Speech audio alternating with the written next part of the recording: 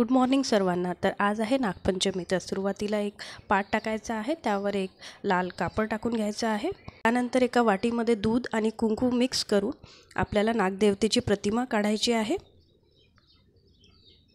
त्यानेच आपल्याला त्या नागदेवतेच्या फणाचा सुद्धा आकार द्यायचा आहे आणि त्यानंतर पाचही नागदेवतांना कुंकू लावून घ्यायचं आहे।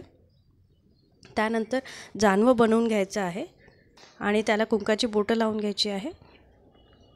त्यानंतर हे जानवं आपल्याला नागदेवतेला वाहायचं आहे। त्यानंतर एका पानावर गणपतीची मूर्ती ठेवून सुरुवातीला त्याचं पूजन करून घ्यायचं आहे। त्याला दुर्वा आणि फुलं वाहून घ्यायचं आहे।